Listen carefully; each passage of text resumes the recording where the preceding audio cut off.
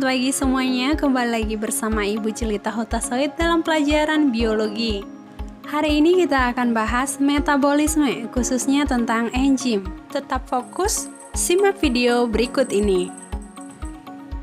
Tahukah Anda apa itu metabolisme? Metabolisme itu adalah serangkaian reaksi kimia yang terjadi di dalam tubuh makhluk hidup. Jadi boleh dikatakan bahwa metabolisme itu adalah reaksi kimia. Dengan adanya metabolisme menghasilkan energi. Untuk apa? Untuk proses pertumbuhan dan perkembangan, perkembangbiakan, termasuk aktivitas yang lainnya. Jadi, jika proses metabolisme terhenti, artinya makhluk hidup tersebut akan mati. Nah, metabolisme itu dibagi menjadi dua bagian. Yang pertama, katabolisme atau pemecahan. Apa yang dipecah? Yaitu zat kompleks menjadi zat sederhana. Contohnya glukosa. C6H12O6 ini nanti akan dipecah menjadi zat sederhana seperti CO2 dan H2O. Yang kedua, anabolisme atau pembentukan. Nah, ini pembentukan zat sederhana menjadi zat kompleks. Jadi ini adalah kebalikan dari katabolisme. Nah, sekarang katabolisme itu ternyata dibagi menjadi dua bagian lagi.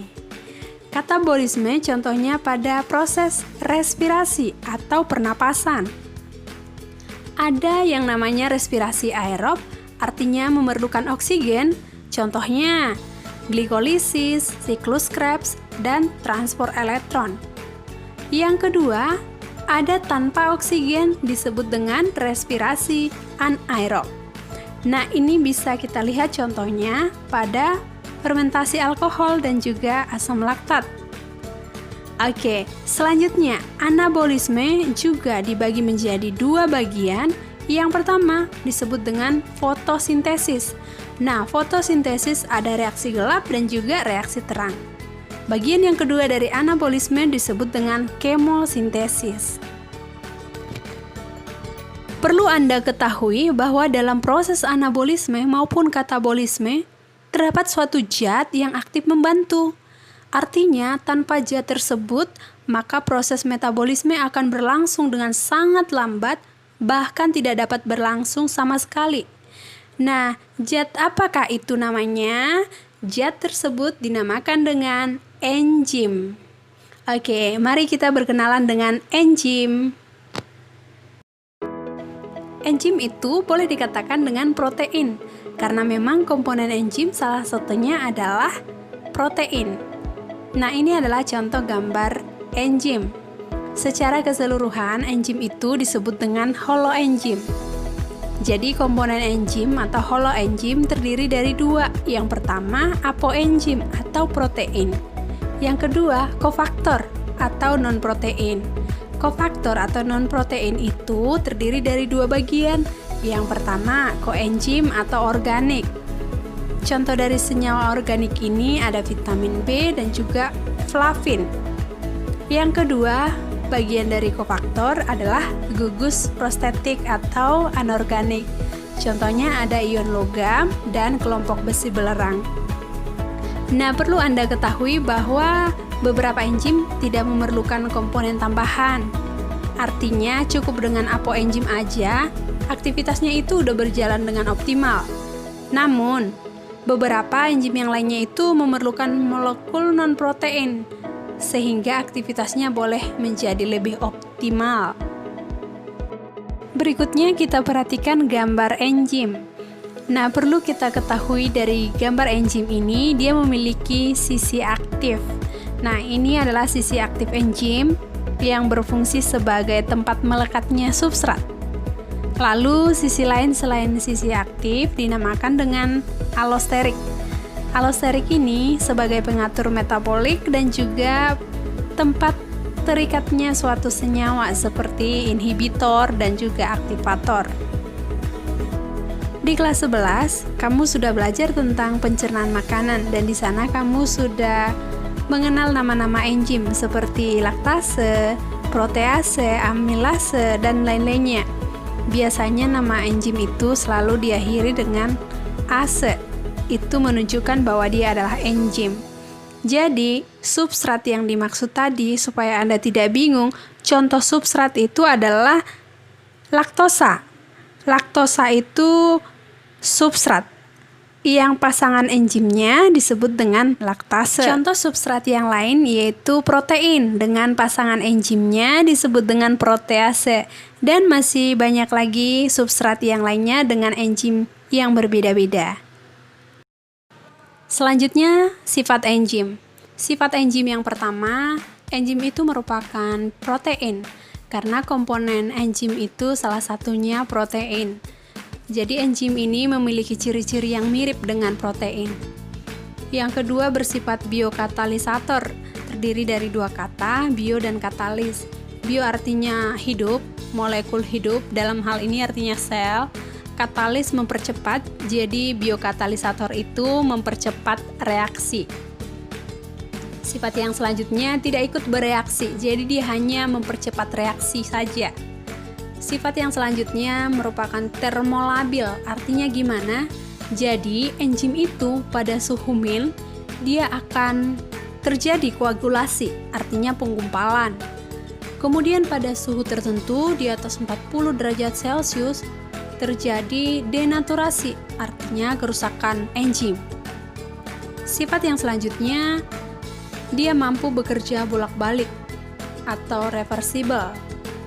Artinya gimana? Seperti ini ya, dia mampu menguraikan zat A menjadi zat B, dan zat B dapat dibentuk kembali dari zat A dengan bantuan yang sama. Contoh ya, enzim lipase itu mengubah lemak menjadi asam lemak dan gliserol. Kemudian asam lemak dan gliserol itu dapat dibentuk kembali menjadi lemak dengan bantuan enzim yang sama, yaitu enzim lipase. Seperti itu contohnya. Kemudian sifat yang selanjutnya, enzim itu dibutuhkan dalam jumlah sedikit. Jadi enzimnya sedikit aja itu udah mampu mempercepat reaksi. Lalu sifat yang selanjutnya dapat menurunkan energi aktivasi. Nah, energi aktivasi itu apa? Energi aktivasi itu yaitu energi minimal yang dibutuhkan oleh substrat untuk melakukan reaksi kimia. Ya, itu namanya energi aktivasi. Contoh ya, kita lihat gambar. Nah, dari gambar ini perhatikan warna biru. Nah, warna biru ini dengan bantuan enzim. Nah, dengan adanya enzim, dia mampu menurunkan energi aktivasi. Jika tidak ada enzim dalam proses ini, maka energi aktivasi akan setinggi warna merah. Perhatikan warna merah ya. Nah, itu tanpa enzim. Jadi, enzim itu mampu menurunkan energi aktivasi. Sifat enzim yang terakhir satu lagi, spesifik. Ya, spesifik ini artinya satu substrat untuk satu enzim. Jadi ada masing-masing pasangannya. Contoh ya, substratnya amilum, pasangan enzimnya adalah amilase. Jadi amilum itu nanti bisa diubah menjadi glukosa oleh enzim amilase. Begitu juga dengan substrat yang lainnya, masing-masing memiliki pasangan enzim. Selanjutnya, cara kerja enzim. Ada dua cara. Cara yang pertama disebut dengan lock and key atau gembok dan kunci. Bayangkan aja antara gembok dengan kunci itu harus pas kan ya, supaya bisa kebuka. Kalau nggak bisa kebuka. Nah, dalam hal ini, substrat langsung menempel dengan sisi aktif enzim, karena bentuk substrat sama dengan sisi aktif enzim. Nah, kita perhatikan gambarnya. Ini warna biru namanya enzim, dan warna coklat muda yang ini namanya substrat. Jadi ketika sisi aktif enzim nempel dengan substrat, maka dinamakan dengan kompleks enzim. Dan ini enzim setelah dihasilkan produk, maka mereka berpisah. Nah, ini warna coklat tua namanya produk atau hasil. Nah, kita lihat perbandingannya dengan gambar yang satu lagi, yang ini ya. Ada gambar kunci dengan gembok. Jadi bisa kamu bandingkan dengan enzim yang di sebelahnya. Warna hijau itu adalah enzim, warna ungu adalah substrat. Dan itu boleh kamu lihat yang ini ya, sisi aktif enzim. Kemudian setelah dia nempel dengan substrat, maka dinamakan dengan enzim substrat kompleks. Nanti hasilnya atau produknya itu akan dilepaskan. Seperti itu untuk cara kerja enzim lock and key. Cara enzim yang kedua dinamakan dengan induksi pas atau induced fit. Artinya, sisi aktifnya fleksibel. Jadi, karena sisi aktifnya fleksibel, maka mampu menyesuaikan bentuk sesuai dengan bentuk substratnya. Ya, kita perhatikan gambar di bawah. Nah, ini warna hitam adalah gambar enzim, warna hijau itu gambar substrat, ya. Lalu yang kedua ini, di sini sisi aktif enzim itu menyesuaikan dengan bentuk substrat warna hijau supaya dia bisa nempel, nyatu ya. Setelah sesuai bentuk substrat dengan sisi aktif enzim, maka dihasilkan kompleks enzim produk. Nah, itu ya. Lalu terakhir dihasilkan produk, lalu dilepaskan. Ya, seperti ini, dilepaskan dan ingat, sisi aktif enzim itu akan kembali ke keadaan semula. Seperti itu untuk induksi pas. Jadi di induksi pas ini bentuk substratnya itu berbeda dengan sisi aktif enzim. Namun, sisi aktif enzim bisa menyesuaikan sesuai dengan bentuk substrat karena tadi sisi aktif enzim bersifat fleksibel. Selanjutnya, faktor-faktor yang mempengaruhi kerja enzim. Yang pertama ada suhu. Di suhu ada suhu minnya, ada suhu optimalnya, dan maksimumnya. Pada manusia, suhu optimalnya itu berkisar 35-40 derajat Celcius, termasuk juga enzim. Jadi, kalau enzim itu di atas 40 derajat Celcius terjadi denaturasi. Oke, kemudian pada bakteri tertentu, seperti bakteri yang bisa hidup di tempat yang panas, itu suhu optimalnya berkisar 70 derajat Celcius. Ya, boleh kita perhatikan pada gambar di samping ya. Nah, ini suhu optimal pada enzim dan manusia ya, berkisar 35-40 derajat Celcius. Sedangkan pada suhu bakteri termofilik yang hidup di tempat panas, itu optimalnya sekitar 70 derajat Celcius. Jadi reaksi akan terjadi dengan maksimal pada suhu optimalnya. Faktor yang mempengaruhi kerja enzim yang kedua adalah pH atau derajat keasaman. Jadi ada pH-nya yang asam, netral, dan juga basa. Asam itu berarti dari 0 sampai 6 ya, kemudian netral itu 7, basa 8 sampai 14. Nah, netral itu contohnya ada pada enzim phthalin, asam pada enzim pepsin, basa pada enzim tripsin.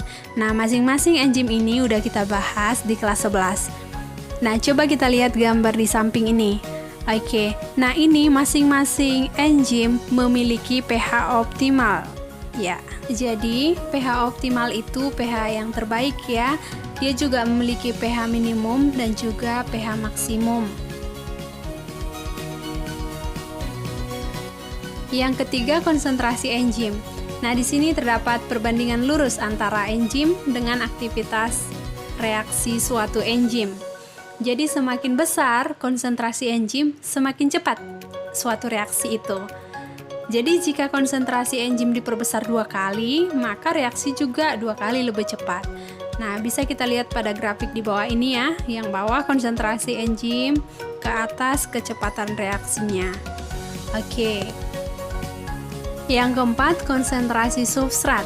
Nah, makin banyak substratnya tidak dapat meningkatkan kecepatan reaksi. Artinya, jika substratnya banyak, enzimnya sedikit, maka reaksinya akan lambat. Nah, seperti gambar di bawah ini. Oke, yang paling bawah namanya konsentrasi substrat, ke atas namanya laju reaksi.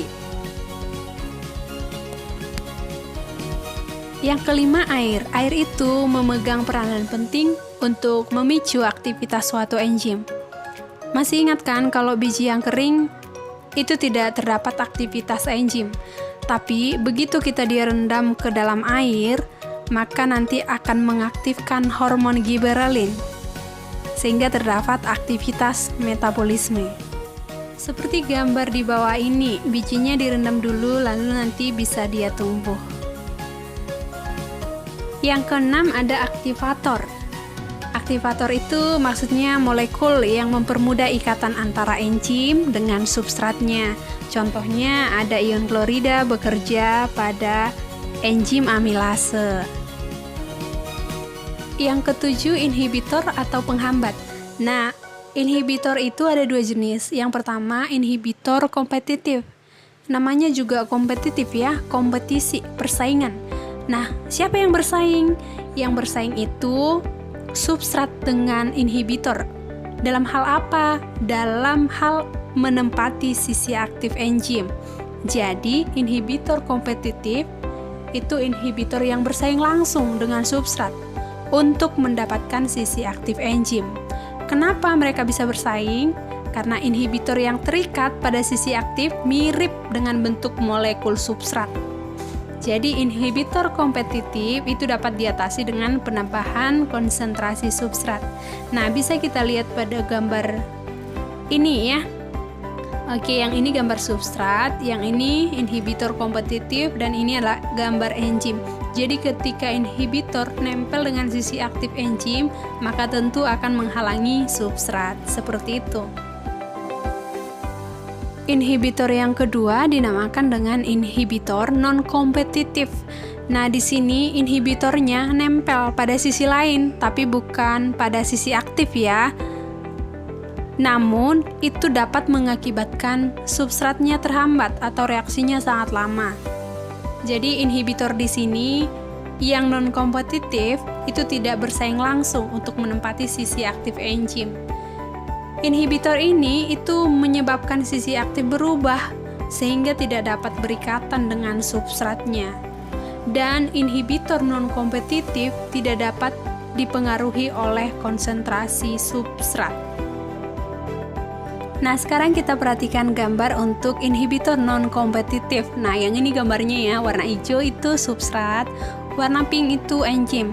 Kemudian pada gambar sebelahnya substrat atas warna hijau, kemudian ada enzimnya warna pink, dan inhibitor non-kompetitif itu warna biru yang nempel di bagian allosteriknya.